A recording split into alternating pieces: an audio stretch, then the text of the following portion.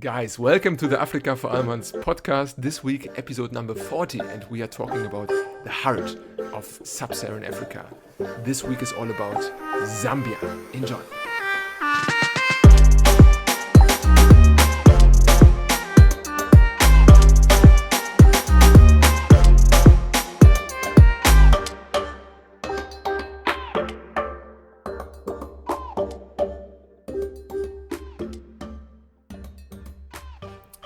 Middle of sub-Saharan Africa, surrounded by a huge variety of countries, lies Zambia, which is also home to the gorgeous Victoria Falls, which I portray in the episode picture. This week I'm not alone to talk about this interesting nation. I'm joined from Lusaka directly by the one and only Aretha Miyoba, and she is a business lady. She's very active, she's very profound, and also the case of entrepreneurship, female participation in the labor market, and many other things. And we'll go through the history and the geography aspects of Zambia, and then also talk, of course, about political and economic issues. And it's a very nice conversation.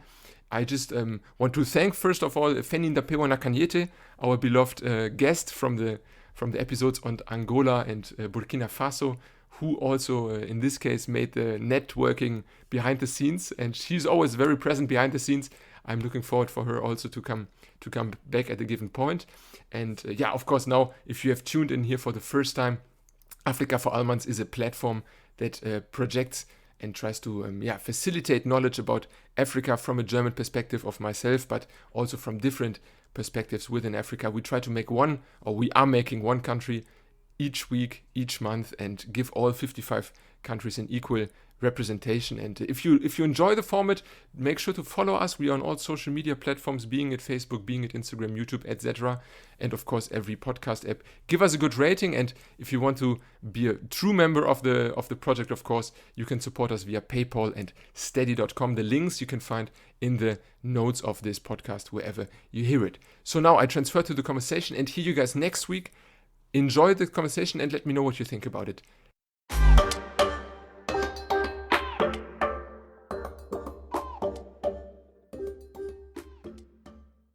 Yeah, welcome to Africa for Almans this week with episode number 40, and I am joined originally from Zambia, from the lovely Aretha. I hope I pronounced the name correctly.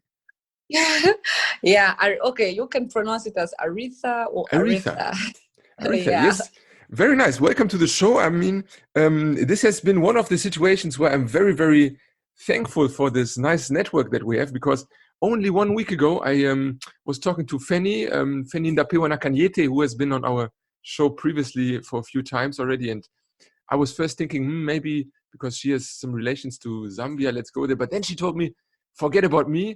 I know this very awesome lady who is not only from Zambia, but who will be able to tell you much more about it. And here you are. With a very warm welcome. Wow, thank you so much. And thank you for Fenny for the referral. Definitely. Yeah, I'm excited. I'm here. Yes. Thank you for taking the time. I during our last days, I discovered also you are very, very much advanced also on things like the Zambian business sector and things like entrepreneurship. And I think we will maybe shift the conversation until the end in this direction. But maybe to start off a bit, to get into the topic, could you introduce maybe for our German listeners, where exactly is Zambia and what kind of country are we having when we talk about Zambia? Okay, Zambia is a country that is found in the central part of Africa. Yeah, just above. It's got about 8 neighbors. So probably as you are looking on the map, on the world map on Africa, you'll be able to see that Zambia is like it's a landlocked. Would want to say right now we actually say it's a land-linked country in the sub-Saharan Africa. Yes. Yeah, it's sharing borders with Angola, with Botswana, with Congo DRC, with Namibia, with Malawi, with Mozambique, with Tanzania, and with Zimbabwe. Can you imagine? We're such a great country in the middle of all these powerful countries. It is the heart, right? The heart of sub-Saharan Africa in some sense, yes? Yes, I think Zambia is centrally located. Wow. Yeah. It's the best place for trade and for commerce. Yeah, hence now we are being referred to a land-linked country. Replacing the concept of landlocked countries. Land-leaked means then, open to land, kind of, instead of open. Interesting. Yeah. Unlike looking at it being closed, but now we actually say it's a land linked. It means we are linked to so many opportunities and so many countries. Yes. So much diversity surrounding us, which to me, I actually think it's a privilege. It's an advantage to us. Absolutely. But is it also big? I mean, 8 neighboring countries. You imagine a huge country. What is, like, in terms of size, maybe the extent of Zambia?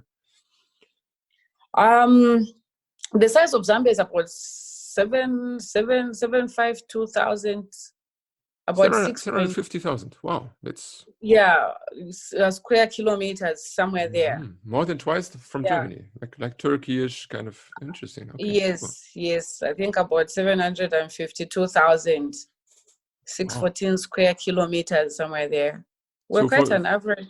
For Africa, I was going to say, yes, it's not that. I think it's an average level. Yeah, it's not significantly huge. For European standards, you would be the biggest in Europe for sure. Is it? Easy. And in terms of population, what are, like, maybe the current numbers? How many people live in Zambia?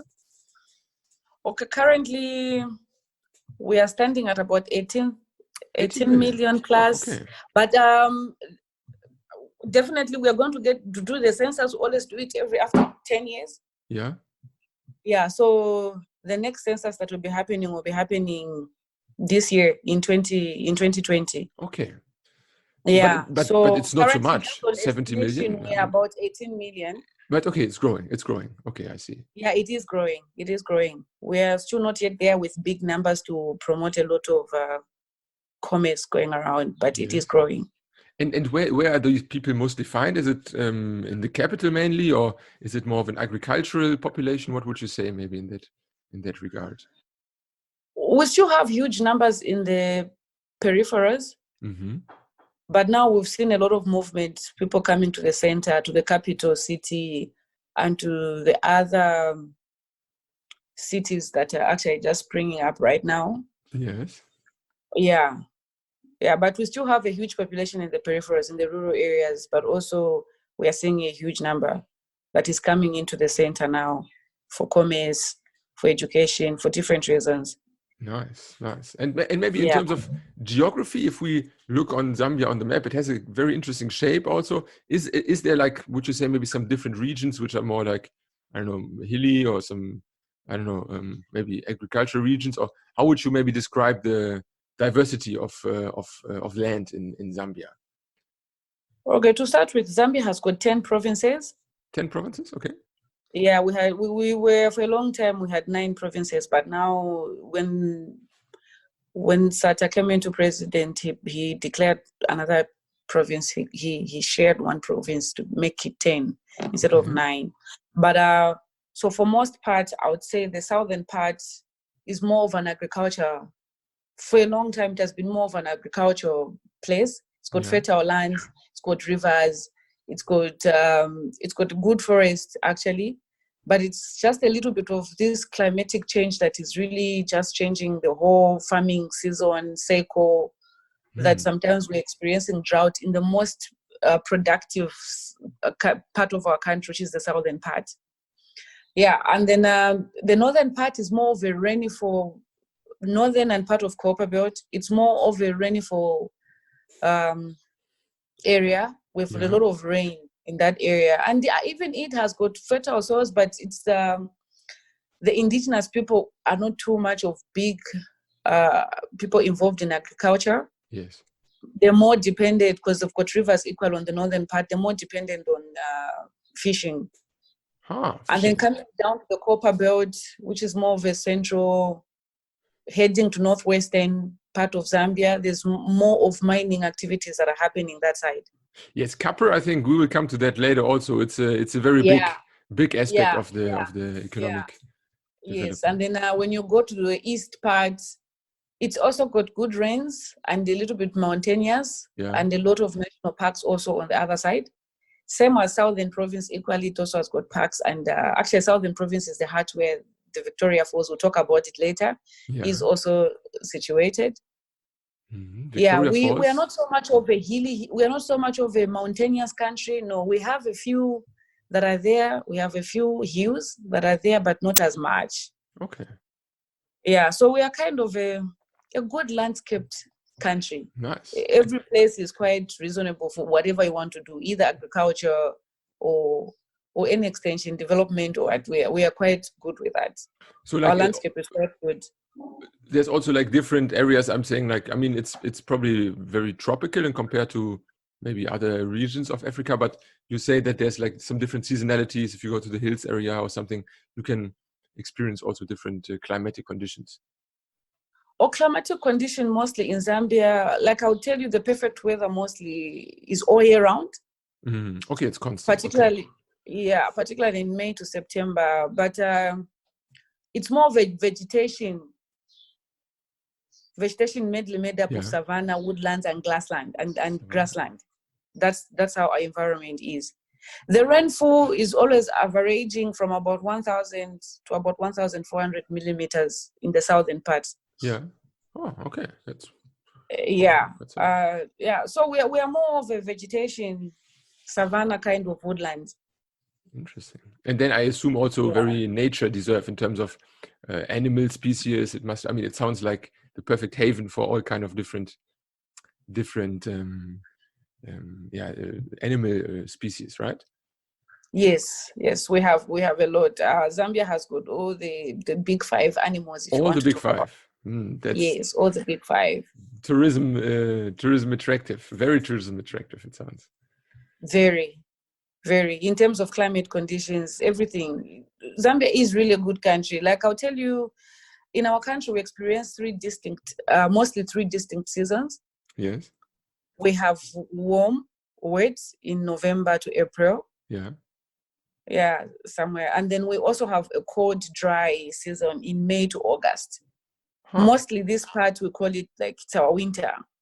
Yes, because it's south of the equator, so the seasonalities are opposite to let's say us in the north, right? So the summer, now basically you're getting into the fall, right? February, slowly the fall starts. Nice. Yeah. So we're actually still in the dry wet, because we're still in the wet season right now. Sorry, warm and wet season right now. So from November to April, we're in the warm, wet season. And then the dry season, which is cool but dry, comes really in around May to August, which is our winter. And then the hot, dry season comes in from September to about October. Cool. Yeah, but the rainy season, which is our current season right now, is the longest of all. But this is changing due to climatic change that have had. They also affect Zambia. Seasons. Would you say, like climatic changes? Yes. It's you can feel it. It's also happening. Okay, wow. Yes, yeah. We've been feeling the difference, because even the rain sometimes come quite late. Instead of September, October, they really start coming around December, January. It's a pity. And then maybe one very iconic thing, of course, when you look on the map, you'll find it directly. There's a very large river that goes through Zambia, the Zambezi River. Could you maybe explain us a bit? Is it related to the name also, or what is the meaning of the Zambezi River for Zambia? Yeah, you would say Zambia's name sprang from the Zambezi River.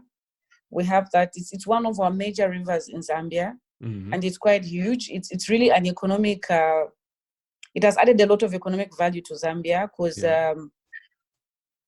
down on the southern part of Zambia, it's where we've built one of our dams, where we're using the Zambezi River as it's providing hydroelectricity for our country. Okay.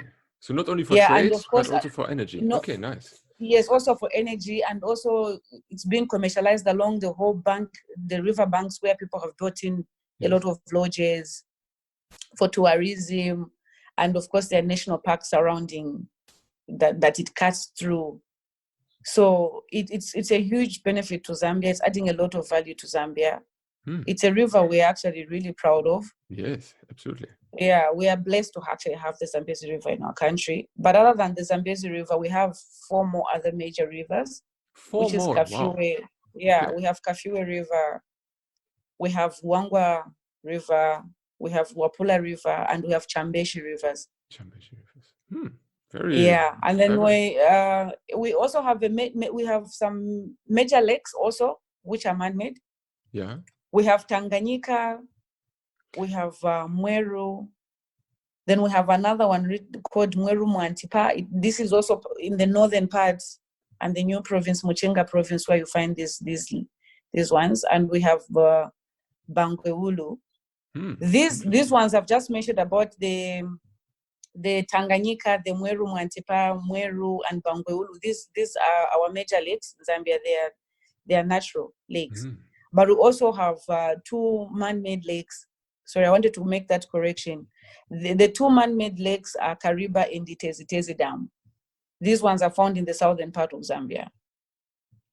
Beautiful. So many diverse opportunities for nature. Yeah, it's very nice. And then maybe to close that chapter also, is there, because you spoke earlier about tourism, is there also like natural parks or these kind of things? Is it a big share of the geography as well?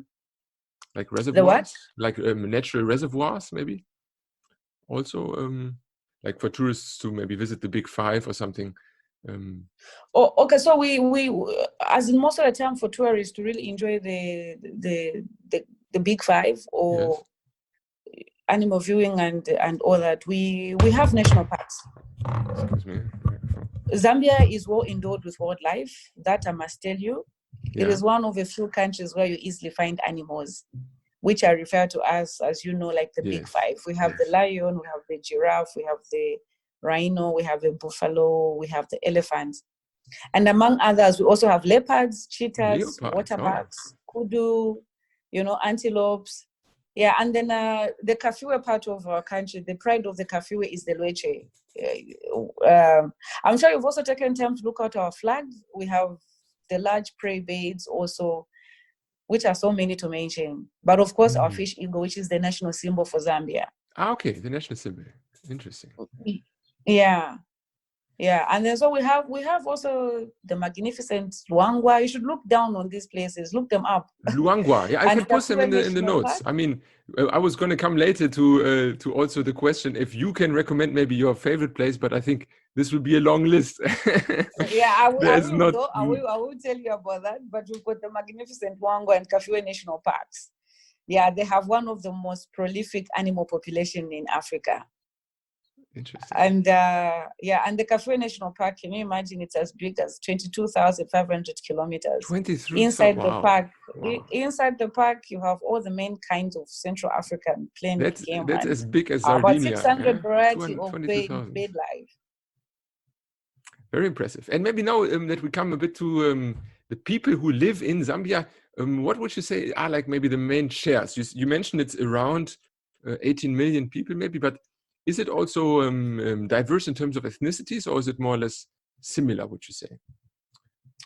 I'll tell you, we have originally Zambia has got like 73 ethnic groups in total. 73, wow. Yeah, but we have like 7 major tribes though. Okay. Yeah, the same are considered and are used as major languages even in schools. So depending on the province where the school is, the children are taught that language, regardless of what tribe you are. So, for instance, I'm from the southern province. I'm Tonga. Tonga, okay. It's one of the big tribes, right? It's quite it's one large. of the. I'll tell you the major tribes we have. So I'm living in Lusaka, in the capital city. So they are learning the language that has been prescribed to be taught in the central province, which is Nyanja. Nyanja, okay. Yeah, Nyanja. So the 7 major tribes we have are Tonga, and then there's Bemba, and then there's Nyanja, and then there's Lozi, there's Luvale, there's Luba, and Lunda. So mostly Tonga from the southern part of Zambia, Bemba from the northern part of Zambia in Wapula province.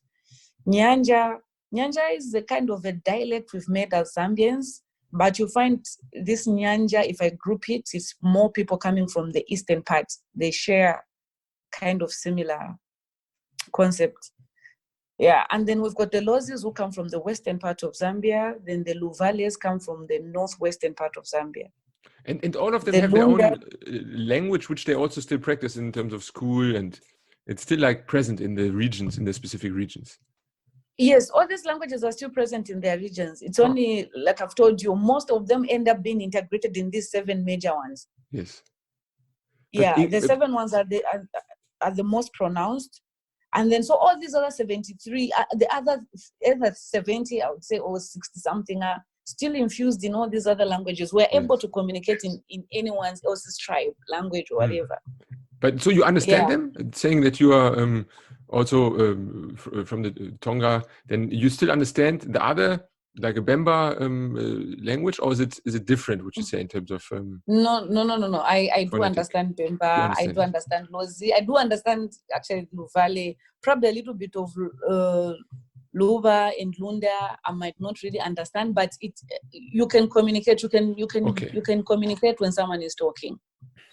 And the business language, like what do you use for, like, let's say, high schools, universities, which are they taught in? We use English. English is our still the prescribed language of communication, official language of communication. But of late, that's the reason why we're actually teaching local languages in our country now. Yeah. We also want to let them know about their roots, their background, and the languages that are found in Zambia. And these languages are not just prescribed to the original people who speak that language. No, that's why they are taught around school, so that everybody can be familiar. Yeah, trying to create a concept of Ubuntu and understanding each other's language. That's very important. I mean, this is maybe then also a nice transition point to come a bit to the history of Zambia. Were all these tribes that you mentioned now before, were they always historically settled in this area, or did that also maybe because I noticed it from different episodes that there, for example, at some point the Bantu migration begins and some let's say more ancient native populations are shifting, like the San people or others. Is it similar to Zambia as well? Did all these different tribes stem from the Bantu migration, or what would you say, maybe the historic development of the Zambian population? Okay, so about the Bantu migration, apart from the Tonga people, which are from the southern part of Zambia, which I believe they've been here in Zambia for all this while. Okay, so they are the ancient inhabitants. Yeah. Oh, interesting. Yeah, ancient inhabitants, part of the occupied part of the... And it's quite interesting that you find Tongas in a lot of African countries. Oh, that's true. Okay. We have a brilliant history that we still can't figure it out. We are being told probably we are African Jews. but you're not part of the San people. It's not a San tribe, the Tonga. Sorry? It's not part of the San people, like Khoisan in Namibia or... No. We don't have the history of the Sani people in Zambia, but yes, of the Bantu people, yes. Because apart from Tongas, like I was telling you, who are from the southern parts of our country, most tribes migrated from either Zaire, which is the current country, which is Congo DR. Yes. Yeah, and then South Africa. So for instance, like the Luba Lunda came from Zaire, which is Congo now, which is the present-day Congo. So the northern neighbor, basically. They came over the northern border. Yeah. So this includes people from the northern part of Zambia, Luapula, in the parts of northwestern. These are the Bantus that came from Congo. So most of these 3 provinces really inhabit this. Remember I told you among the 7 tribes, the prominent tribes, we've got the Luba and the Lunda. So most of these Luba speaking people that are found in Zambia in the northern part, in Wapula, in parts of northwestern province. And then the Lozis are the people from the eastern part of Zambia came from South Africa during the tribal wars of Shaka Zulu. Shaka Zulu, okay. Yeah, so this is how our Bantu kind of integration came in. The other people came from the northern part, the other people came from the southern part, from South Africa. It's a good mix of all corners. Yes. Beautiful. Yes. But then unfortunately, yes. I mean, as for many African countries, this was not the last wave of, let's say, ethnic influx. I assume that also at some point then different continents appeared, right, on the stage, like Arabs or Europeans. When do you think this whole thing started, that foreign powers were coming also to Zambia? This thing started coming in through colonialism, through slavery. Yes. In collaboration with our chiefs, Arab traders and locals got into the business of selling and buying slaves. We all know this story about slavery. Yeah, so I think it's haunting most of our history, Yeah, so slave acted as a cheap labor in plantation in America. And so slavery became very pronounced both in America and in the United Kingdom. It lasted for so many years. Absolutely. Yeah, and a great cost to the UK in terms of compensation, of course. Yeah, so this is how most of all these Europeans and Arabs came into our country. It was all because of slave trade. And then, of course, later when it became colonialism, now you're being ruled by these people. Yes, that would have been my next question. Then at some point, I mean, they must have realized they want to settle. They see maybe the beautiful nature and the potential and the resources. And then slowly, I assume Zambia became, a colony or protectorate or something like that? Yeah, probably. Can I probably also bring in a little bit about David Livingstone? Of course, yeah. So, sure. Yeah, so that we can take it down to... Yeah, so David Livingstone, I hope all you guys will research him. David Livingstone. I think it's a very important name for sub-Saharan colonial periods. With Cecil Rhodes, maybe one of the most important ones. So good that we have him on the show now. It's very nice. Yes. So he was a British explorer and a missionary and a medical doctor. Yeah. Who, during his exploration in Zambia, he stayed mostly in Chitambo village in the central province. Okay. Yeah, his heart and internal organs were buried here in Zambia in Chitambo village, and the rest of his body was taken back to the UK, where he was buried. Yeah, and now, he's there. So David Livingstone is renowned for his prayer that Zambia should be a Christian nation, which we still pride ourselves on right now. It's still a Christian nation. Okay. Yeah, it was declared by our Second Republic President Chiluba. So even now, David Livingstone is held in such a high regard that even the town of Livingstone is named after him. Mm-hmm. Yeah, so our tourist capital in Zambia is called Livingstone Town. Ah, okay. Yeah, which is now our tourist capital in Zambia. So it's named after him. So he's quite an important figure for us. But and so Livingstone, it's been a... Mm-hmm. Sorry, would you say he's still seen in a positive light, or is he still in? Because I mean, eventually he's also part of the colonizing powers, right? It's would you say is maybe his perspective, or what is the opinion about him nowadays? Mostly the opinion about him was about him being a missionary. And him being a medical doctor. That's what we really hold him in high esteem for. He was a good missionary. Yeah, and just him spreading the word of God and providing a service in medicine, that is something we still look out in light for him. Very nice. No wonder the city in Livingstone was named after his name. Yes. So positive. So so it's a positive regard. Yeah, so there's even a statue in Livingstone at the border at the Victoria Falls for him. Huh. Okay. Yeah, so inside this tourist capital in Livingstone, we also have a museum, which is called the Livingstone Museum. Mm-hmm. Yeah, that captures his life and work, that includes his diary, that the records of how he saw the Victoria Falls. Very interesting. And then a second figure, maybe to add a bit more to the influx, something that always pops up when I Googled Zambia was Cecil Rhodes. He also seems to have quite some impact, right? Yeah, Cecil Rhodes was an ambitious leader. Initially he wanted to make a railway from Cape to Cairo. Okay. But he wasn't in good standing with he was really, I don't know if I can say a dictator or something. So he wasn't really a good guy we could really honor like David Livingstone. Yes. So around 1965, Kenneth, Kaunda and Rhodes picked up a political fight. That saw the closing of the Zambezi border, And unfortunately that affected Zambia. It could not use the Lebengula Railway to civil wars in Angola. Because remember, Cecil Rhodes was building this railway line. But so because of that fight Cecil Rhodes has with Kaunda, Zambia and Tanzania therefore ended up coming up with their own railway line between them under the Chinese aid. Ah, okay. Yeah. This railway was Chinese biggest foreign aid at that time.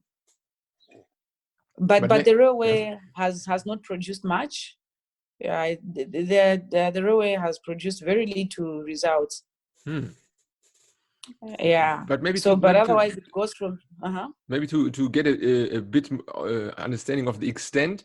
I was reading also that even the country was named after him, right? So he was not only influencing the country with like colonizing or railway plans, but he also even named Zambia for some time, right? Rhodesia, yeah. When they had come up with the North-South Rhodesia and Nyansaland, the British rule. Yes. Yeah. So during that British rule as a colony, as a protected under the northern, protected as a North Rhodesia. Yeah. So. Sorry. Yeah. No, sorry. Very interesting because I mean that's a very narcissistic attitude, I think, to name something just because you visited it, give it your own last name. It's I think very unusual. It's interesting. Yeah, of course he was a man of, like I told you, he was a very ambitious man. That we can't take away from him. Interesting. And then the British rule did how long was it ongoing? Maybe in the aftermath of or during the time of Cecil Rhodes? What was like the length or the extent? Okay, so towards the 1900s, the European farmers and miners and traders settled in the modern day, which we call Zambia. Yeah. So years later, Rhodes, a British company, really like took over the whole area, and a lot of Europeans settled in the modern day, which is called Zambia, which then was called the Northern Rhodesia. So when the administration of the company ended in 1923, so you can see it was a good rule of about 23 years by Rhodes. Wow. Yeah, so this administration ended around 1923, where Northern Rhodesia became a British protectorate under the British government now. Yeah. Interesting. So of course now, like for them, all these resources, like copper, were like an important. Copper, yes. I mean, we mentioned it before. It's a very big element, copper, right? I mean, there's some huge resources, I assume, right? Sorry? There's some huge resources, I assume, in terms of copper, right? Yes. Yeah, there is. So this is mostly part of the, like they ended up forming the Northern Rhodesia, South Rhodesia in Nyansaland, but most of the resources were being extracted from Zambia, and and then most labor was coming from Malawi, coming into Zambia to work in the mines, and of course even Zambians, but most of all these resources of the copper were going into Southern Rhodesia, where most whites ended up settling in Zimbabwe. Ah, okay. White. Yeah. Interesting. So this brought in a lot of commotion, though. Yeah. So Southern Rhodesia was a major beneficiary, which is current Zimbabwe now, of so this they were union. Taking the kind of the results from all the economic activity. The money was flowing afterwards to Southern Rhodesia or modern Zimbabwe. Zimbabwe, yes. Most of Zambia's copper was used to build the neighboring country like Zimbabwe, and of course a lot was going to Europe of and course. the UK. Yeah. So mostly. When did the independence struggle kind of start? When was like the people maybe in Lusaka and Zambia feeling like we should get a hand of our own resources, we should manage ourselves? When would you say were these tendencies maybe? I think these tendencies are starting around like 1930 to about somewhere there, because in 1935 we had the copper strike. Copper strike, okay.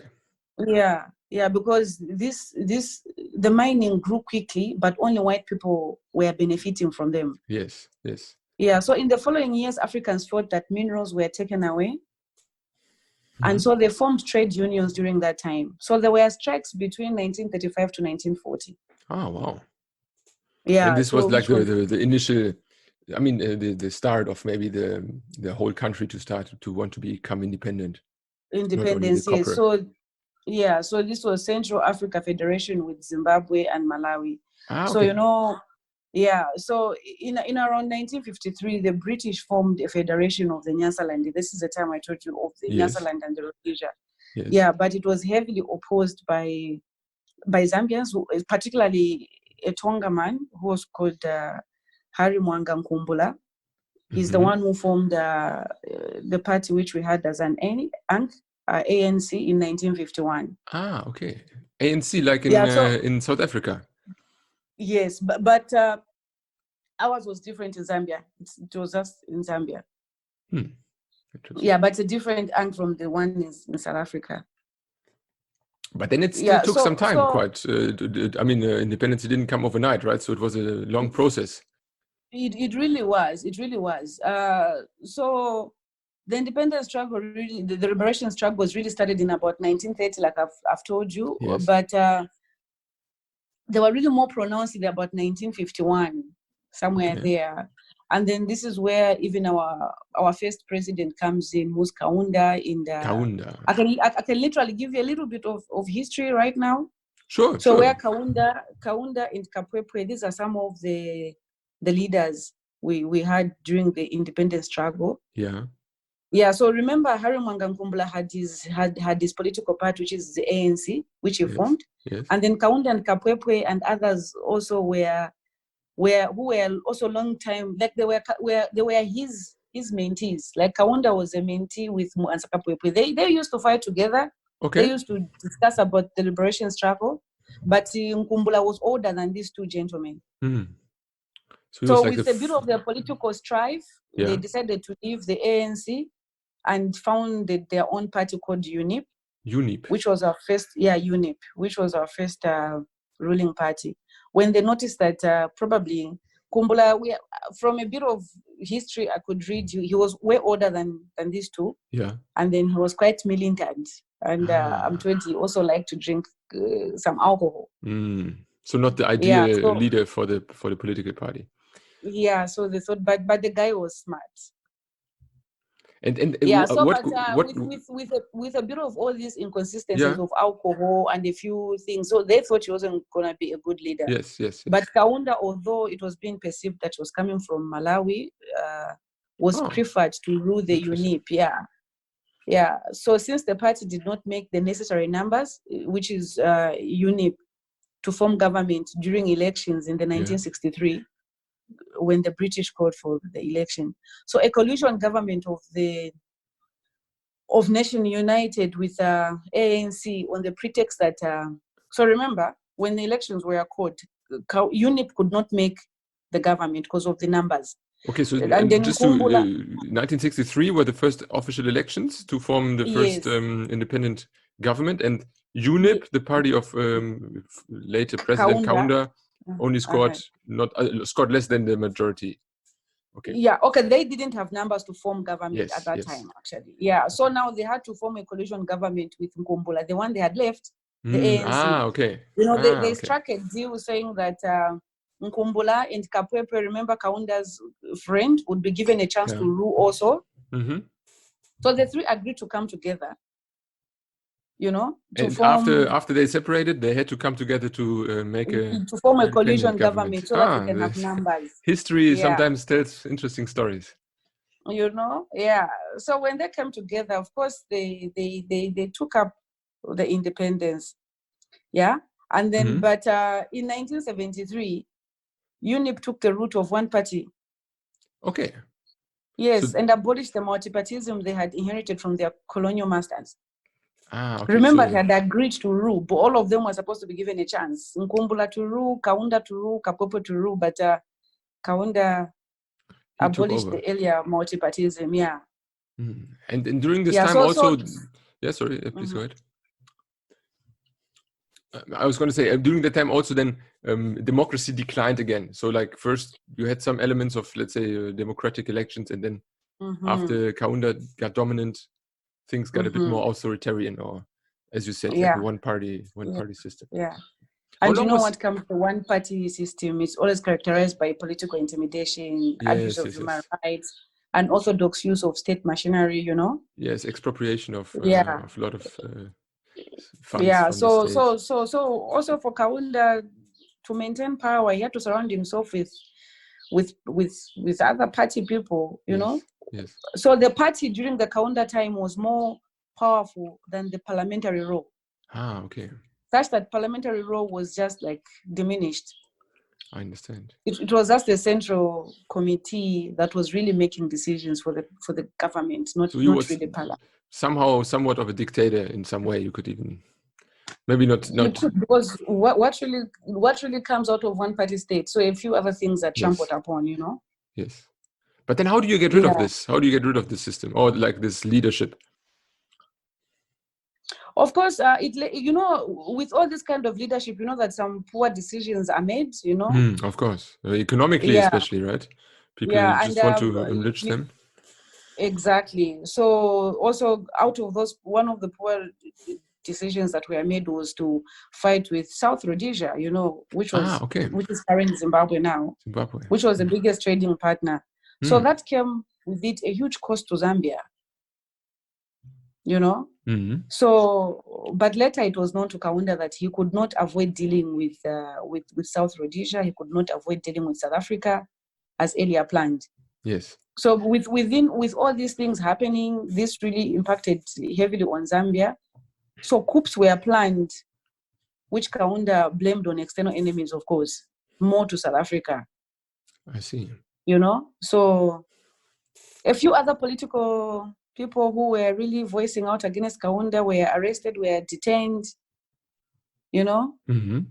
Yeah, these are some of the few founding fathers in Zambia we had who were quite learned. And then what was the changing year maybe when the new government came into, or when a new government came into power? Sorry, Frederick, could you just come? I was making a break there. When was the end of Kaunda's rule? When did it officially come to an end, his legacy, Kaunda? Oh, it came to end in 1991. So, when Chiluba, when really Chiluba, over 30, when Chiluba really took in 27 years. Yeah. 27 years. Impressive. And then there was like the real democratization, maybe, like in terms of people having elections again. And this was then the start of modern democratic Zambia, would you say? Oh yeah, Chiluba was a new topic. So just a little bit when Chiluba, so when he took over from Kaunda, of course it was a huge celebration in our country. Yes, it was big. I'll tell you, Chiluba was a natural born leader. He was an eloquent and likable man. And he came in this political scenario in around 1980 when he was one of the radical trade unionists. Okay. And I tell you, he gave Kaunda, he gave Kaunda a lot of sleepless nights. Nice. Yeah, but you know, even when he joined the multi-party democracy, which was the party which was called MMD. MMD. Yeah, MMD was the party that Chiluba was under, which he because of his charismatic leadership. So most people preferred him to lead MMD. Meanwhile, he wasn't part of the core people who formed the MMD. Okay. You know, but because of his eloquency and his likability and everything, he ended up taking up the leadership as being the president for MMD. So to his rule, we can actually applaud to say that he allowed multipartism, which was abolished by Kaunda. Yes. You know, in 1973. Yes. And then also the major thing he also did, that he also changed the constitution. Okay. Yeah, so that because now multipartism came in, so it meant even the constitution had to really change. But this was initiated with Kaunda. Because remember, he got a lot of now pressure with having strikes everywhere. Yes, riots, the whole country. So Kaunda had to change the constitution now to make it as a multi-party. Yes. A multi-party to avoid country. Civil war or something. He but Kaunda only gave one thing to that, saying that if this democracy has to come in at a cost, he just says, provided that it maintains peace and stability. Okay. Yeah. So Chiluba goes in history as one of the few democratically elected president who won over 70%. 70% in the modern day Zambia. And is Chiluba's party, the MMD, is it still existing today, or is it? No, it's no more. It is, but it's not part of the top 3. No. Okay. Yeah, the minute they came out of power, was that 2011? Because MMD ruled from 1991 to about 2011, for about 20 years. Wow. Yeah, but after that, it just went into opposition. Yeah, into opposition, and then it's still there, but it's quite subtle. But the element of democratic parliament have still remained ever since the change of constitution. I mean, the system of government is still stable, would you say, in modern day Zambia? Yeah, modern day Zambia, I would say we're a democratic country to a greater extent. Yes. Nice. Okay, looking at where we're coming from, so I would say we are still democratic. So people have the right to belong to a party of their choice. Yes. They have right to education. Of course, it's not sponsored under government, but you pay fees. So you have right to information. But let me tell you the truth also. These rights have also come at a cost. Okay. So there are times you can say you've got the right to choice of your political party. Mm-hmm. Of late, in the past 5 years or so, we've seen a lot of brutality among political parties. Mm. So brutality, you mean on the streets, or what kind of brutality would you? Yeah, because even on the streets or during campaigns or during rallies, public rallies, Yeah. So you find that, like right now, the ruling party, they can wear their regalia that is labeled Patriotic Front. Yes. But they would not allow anyone, especially the biggest opposition party, which is called the UPND. UPND, okay.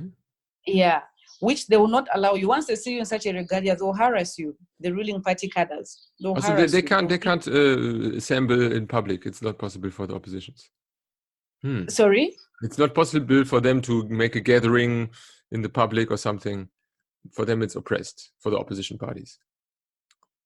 Like the right for demonstration is exclusive to the party who's in the government. Hi, Frederick. Yes, you hear me? Okay, now I can hear you. Yeah? I lost you there. No stress. Mm-hmm. So you would say that the right to assemble or to gather in public is limited to the opposition party. Yeah, it's limited to the opposition to a large extent. Actually, I must say it's been sad a few years. These past few years, it's been quite sad. Yes. So sometimes for an opposition party, before they can go for a rally or gather, they always have to get police permits, and those police permits are subjective. They have to go through a lot of scrutiny, and it's either you're allowed or you're not allowed. Yes. So, yeah. So all this, like, right to information, I can tell you that, in the midst of all this social media, of course, there's been a lot of speculative and fake information, but also I can tell you that there's one newspaper we had for a long time, which is called the Post newspaper. Mm-hmm. I think because it used to report a lot about the ruling party, a lot of things went around it. A lot law came into effect. Like, they just had to find a way to close this newspaper. So you find that now even the right to information is a little bit bad. You can't access information as much as you want, or you can't disclose information as much as you want it to be disclosed to the people, because people are also afraid to just talk too much. Yeah. I can imagine. Yeah, so you can't really fight the sitting government. So if your rights are being intimidated, you can't enjoy them to the fullest. Yes. But don't you think maybe with things like social media and the spread of smartphone usage, that still there's more channels now through which the public can inform itself, or like network, or maybe organize itself? You would say that would work, but the challenge has been a lot of news that is spread that is unauthentic. Sometimes it's fake news. Sometimes it's edited. So sometimes you just really don't know what. But in this whole mist of it being fake or whatever it is, we still get a few information out. So we in real time would know where there's a riot somewhere there. In real time would know what the president has said or what minister has said. We would still know in the midst of social media. Yes. But sometimes it's always about, is this real or is it not real? What information was actually said during those meetings? Yes. So yeah, to a large extent we can say a lot of things going on but always what I always say, it's about the practicality, the authentic news, if it's real or not.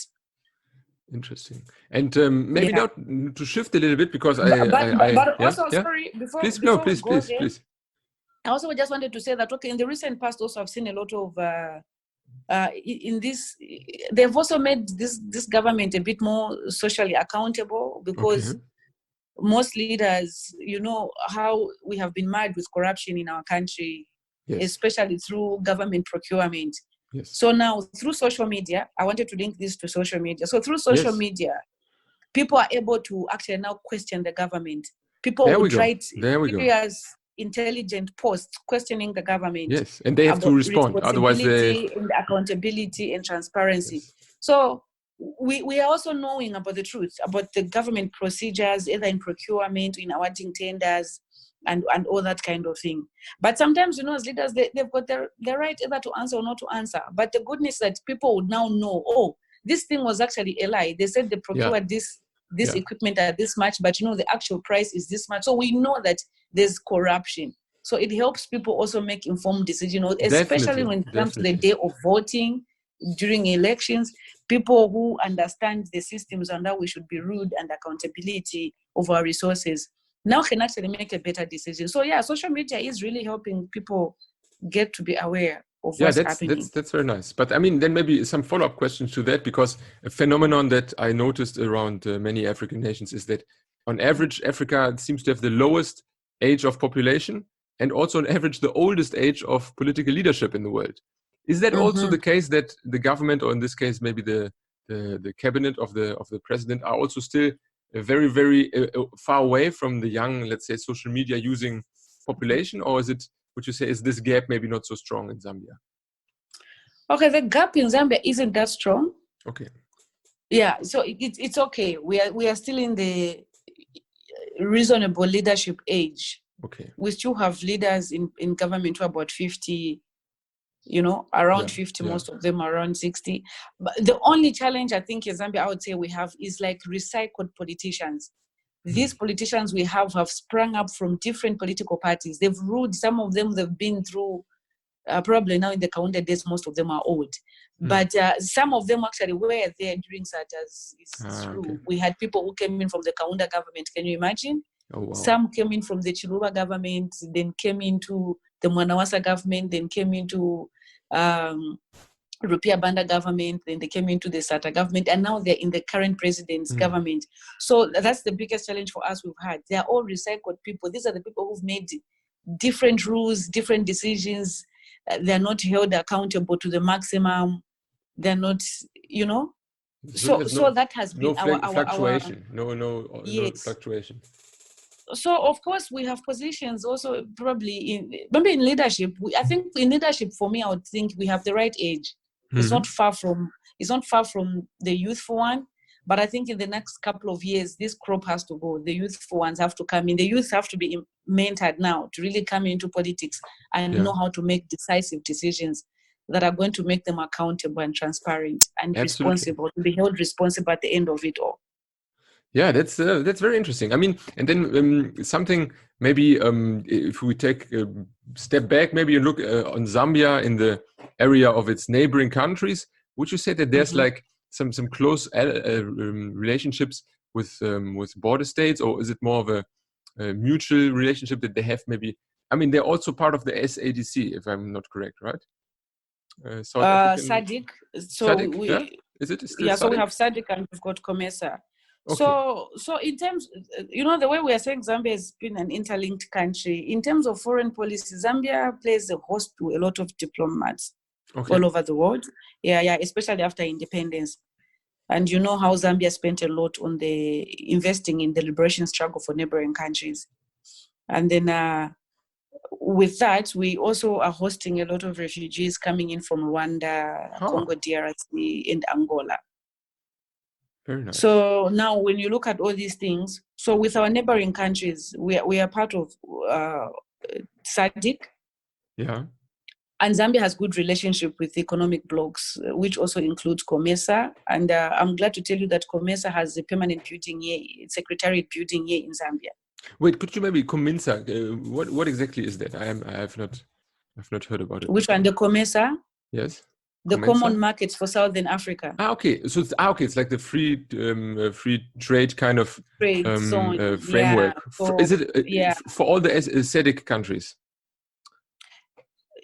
Sorry? Is it related to SADC? So is it like the free market system from SADC? Separate from that. SADC also SADC is on its own. Yes. And then also COMESA is on its own. So both are all integrated into creating a free zone trade. Okay, cool.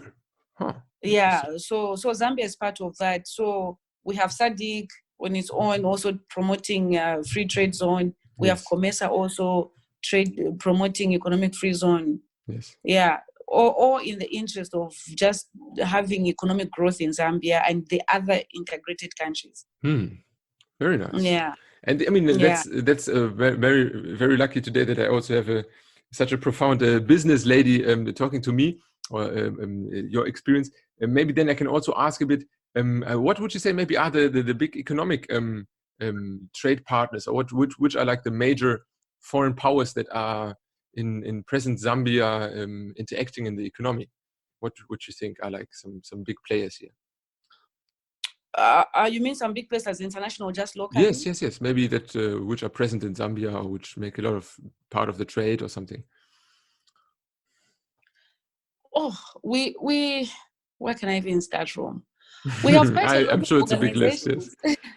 Yeah, we have quite a lot of organizations that are coming in, training local people in entrepreneurship, and some of them are providing financial help or loans or so there are so many segmented issues. I don't even know how to answer this. So I'm sure. I mean, it's a globalized country, right? So there's like a business with everybody, basically, right? So I'm sure it's like it's so open. We also have commercial banks. We have big entities that are coming in. A lot of investment forums I've seen are really focusing on agriculture and fintech. Fintech. Okay. And climate change. You know, any business that is involved in the green energy, yes. solar, and that's what is really coming up right now. So most people who have ventures and businesses in Zambia are aligned to such advocacy of funding. Are being supported by a lot of institutions. Yeah. And maybe to ask a bit more precise, I'm sorry if that was a very general question, but maybe, for example, what about countries like Germany or maybe China as a big player? Do you think there's some special relationships with Germany or China? Okay, so I would say the impact of China in Zambia. I would say like China has been Zambia's longest partner. Oh, wow. Huh. Yeah. Interesting. China has made the biggest foreign aid to Zambia. Wow. You know, unfortunately, the current trend is that major roads construction are being done by Chinese, and money is taken out of the country. So, you know, as much as China is a partner to Zambia, but there are some things that should be left to Zambians to be done. So if Zambians don't have the capacity to do it, they can actually bring in Chinese also, maybe to train Zambians, to teach them on certain skills for continuity, you know, so that Zambian can start benefiting from these things. But China has really taken major, huge contracts in Zambia. And well, then I mean, now we find that I guess it's the classical dilemma in some way, right? That they do actually make the infrastructure investment and they do provide the loans, which are maybe not available to all other African countries. But at the same time, as you said, it's also a question of labor market. Do you include local workers? Do you make some sort of brain exchange? You know, it's always a bit a two-sided topic, right? Yes, it is. It does its work. It's really fast and efficient in what it does. You know, Chinese. Yeah, but you know, unlike Europe, China is not concerned about the country's policy shifts. You know. Yes. This is what makes a lot of African countries feel more comfortable to trade with China.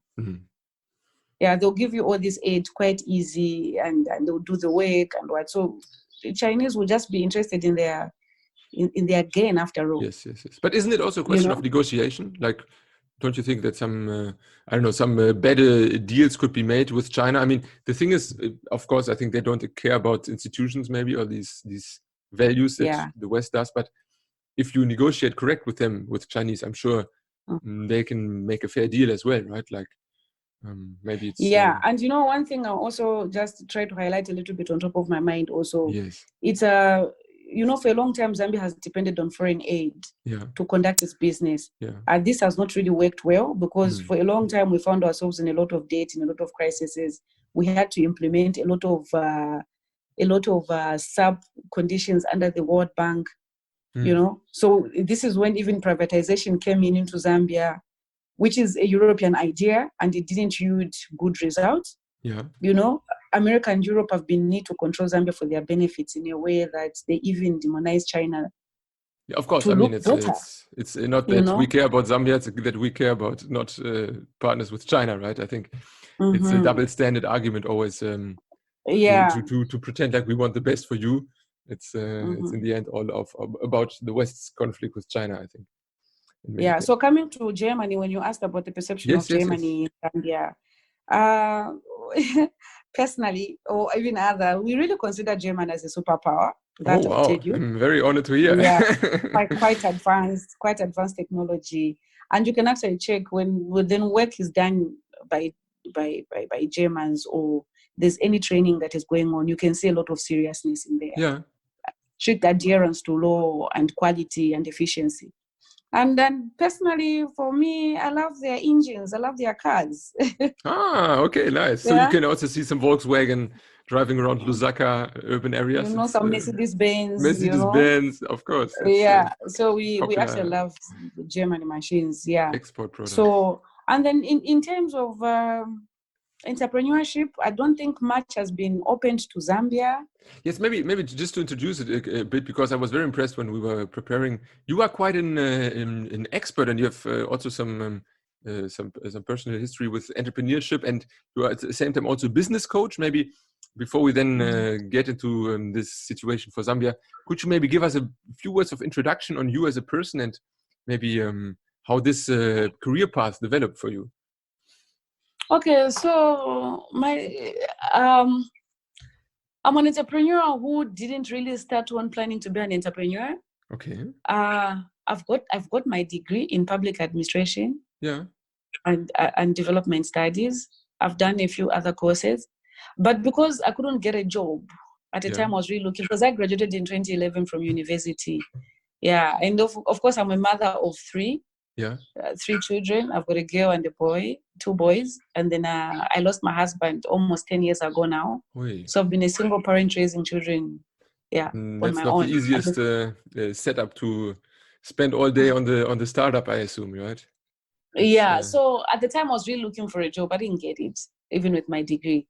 But so then eventually I just started learning through a company that was a super dealer on how to do payments for companies like a cable TV company and all that. So I volunteered to start doing that. And I became like their dealer. I started, then later on, I think a few months later, the company closed. Mm-hmm. So, but then I'd acquired the skill to do that work on my own. So I decided to apply to that cable company. And then I was awarded the contract, but in another different town on the Copper Belt. Yeah. That's where I'm currently conducting business, but I've also expanded back here in Lusaka about the same business, but I'm also doing a few other businesses other than just that same one I started with. Interesting. Yeah. And you also are involved with other projects, like you are consulting in a way like that, or is it more focused on the cable? Okay, so I was involved, which I still am with what we call Gracia Machel. It's a group led by the former First Lady for South Africa. Okay. She's got a quest for developing businesses among women and to empower them. Gracia Machel. Yeah, okay. Gracia For Machel. Anyone who wants to Google, I think it's a very interesting person. Yeah, Gracia Machel. She's the wife to the late President Mandela. Okay. Yeah, so she's got this passion for women, to help women stand up, build businesses that are long lasting. Yes. That are durable, that are sustainable. So then they came into Zambia through this coaching system called the Gracia Machel Trust. Yeah. And then we were selected. We were the first group that were selected in 2016 to undergo a 1-year mentorship program. Interesting. Yeah, and then so out of that, I was also picked to be a coach in 2018, 2017, 2018 to mentor another group that was recruited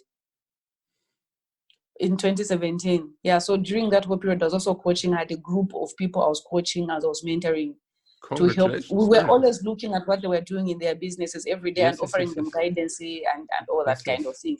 Yeah, so I'm also still open for any consultation like that. Yeah, because I've really found out that it's very interesting actually as you share your experience with other people also who are doing the same thing, because you are also looking at bettering the country, offering employment to your youth and all that kind of thing. So I'm still very much open in mentorship and also in coaching.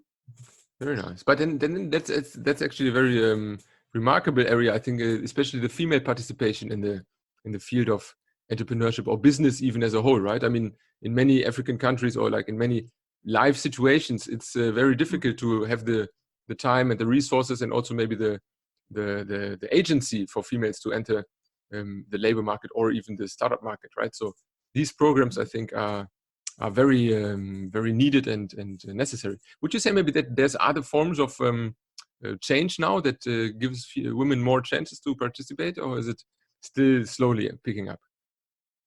Actually, I would say there's a lot of opportunity out there now for women because everybody's just talking about women empowerment. Yes.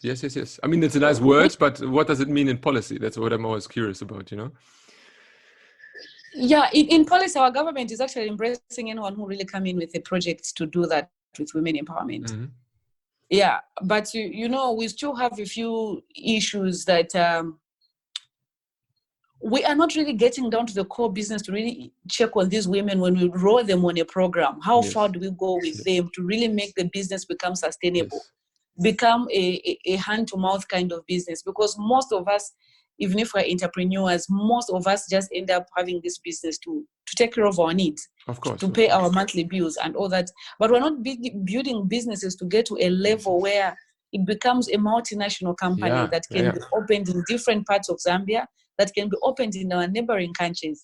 That's a very interesting point. I think the connection in between countries, it is comparably low. If you would think that Africa is, one nation, one continent, something like that. Mm-hmm. But like the trade relations between African nations are surprisingly low in compared to how much trade goes out of Africa to Europe or to Asia. That's a very interesting. Would you say maybe this is also a question of scaling, that small businesses don't have the scaling capacities to maybe enter like a large international market, or what would you say are maybe like the shortcomings that stop? Of course, the scaling will also be part of it. Probably people don't have a lot of financial backing. Yeah, or investments or something like this. Yes, for investments to go and spread themselves in other countries, and also cost of doing business in other countries is quite strange. Yeah. We have not deliberately opened our markets to really talk and advertise our countries that we are open for business. This is what we do. Yeah. There's Lusaka Business Chambers, which I'm about to join now. I was just talking to one of my friends who was telling me that they are trying to create links between Zambians and Angolans business entrepreneurs. So they're deliberately, at that small level, they're deliberately wanting to open up the markets into Angola. Angola is willing to open up markets for Zambian entrepreneurs. So equally, even Zambian entrepreneurs are willing to open up a market to Angolan entrepreneurs to be coming to trade in Zambia with viable businesses that can actually grow. Services that are lacking in the other parts are supplementary connections, kind of not replacing each other, but like to match where the market needs it. Nice. Yes, or even form partnerships, But that is done at a really small level, at a really low level. But if we can deliberately just make policies and say, come in this country, this is what we are offering, and you can form partnerships, this is the cost of doing business, and all that, I'm sure this would really encourage people. But I also think we also need to be educated in what it is to be an entrepreneur. Yes. And being not just an ordinary entrepreneur, but being an innovative and creative entrepreneur. Yes. Because there are so many opportunities out there, but we're just limiting them to our localities, in our small little towns.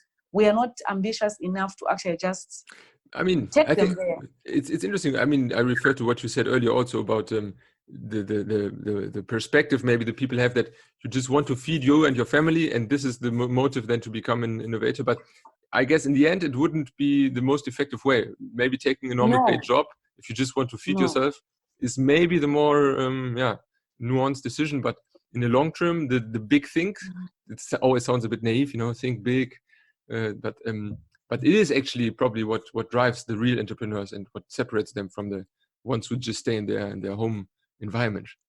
But how would you maybe say then, as a coach, how do you get these thoughts transferred to the next generation? What are like some challenges or some advice maybe to give to the new upcoming startup scene? I think for me, the personal decision I've made and that I encourage people is I say, you know what, form partnerships. Yes. Look for people in different countries and internalizing your business. There we go. Perfect. I must also say at this point, I was very impressed. You really not only say that, you also live that, because from all my guests so far, it's a very long podcast, and not to speak bad about many of these people are my friends. I don't want to. But in terms of communication, you are really impressive, I must say. Yeah? From the first moment on, we didn't know each other. Only Fenny connected us. You really had an energy to make connections. I really enjoyed it. So you're not only talking about it, you're making it yourself. That's very nice. Thank you so much, Frederick. Thank you so much. I really appreciate it. Yeah. So for me right now, I'm saying the world has become a global village. Yes. If you've got a business, you might think it's very tiny. Look behind your yard and probably ask other people outside our country, our jurisdiction, and find out who you can partner with. Yes. Especially and probably grow that business in other countries. Or if you can't partner, but I always believe in partnership. Partnership really grows a business bigger. Definitely. Because you bring in a lot of different perspective about running a business. Because I might want to bring my business probably in another country, but if I don't have local business dynamics, it will become a bit difficult for me. But imagine if I was to partner with a person in that country who understands business dynamics in that country, we would thrive. We would thrive at the business. And maybe not look to Europe as the first partner, but maybe to Angola, as you said, because they have similar situations. It's maybe much more efficient to team up with someone on the same level as you are, who you can grow together. That's a very nice note. I mean, thank you for a lot of insights. I think my format is limited to the names to 55 countries, but I'm very interested in afterwards also diving into some of these topics a bit more in detail, like entrepreneurship would be something, maybe also things like climate change or migration. And I think we have a very good start here to then get a bit more involved and maybe speak about some examples of companies that are getting founded right now, or that are maybe some role models for the case of Zambia. But maybe just to conclude a bit, for the German audience who has been new to Zambia, I already asked you earlier, what would you say would be maybe some recommended place if they come to Zambia as a tourist destination? What would you give them as advice maybe to how and where to visit in Zambia? I would definitely recommend for somebody to come to Zambia and see the Victoria Falls. Victoria Falls, the biggest falls in the world, I think, right? It's very, very popular, and I also try to post it maybe in the picture. I think it's a very good eye catcher. Yeah, the Victoria Falls is a must. And then, of course, we have Lower Zambezi. We have so many nice places there around Lower Zambezi. We have the Luangwa National Park, which is good. We have Mfue, which is also very good. And I might say, if you love hunting, Zambia is also a very good country to come and hunt. You just need to follow the rules and. Of course, it's a controversial topic always, but I think if it's done legally, there's nothing wrong with hunting. Yeah, you can also do fishing. There's a lot of fishing activities that goes around in all these other national parks. And beautiful. Yeah. Well, let's see. I'm looking forward to the feedback, and at this point, thank you very much. I'm sure we'll come back to you and have another conversation about the various interests you have. And for the moment, I thank you and hope you have a good time. To the audience, guys, see you next week with a small island of Sao Tome e Principe. And until then, I wish you a very nice weekend. Have a good time and see you guys soon.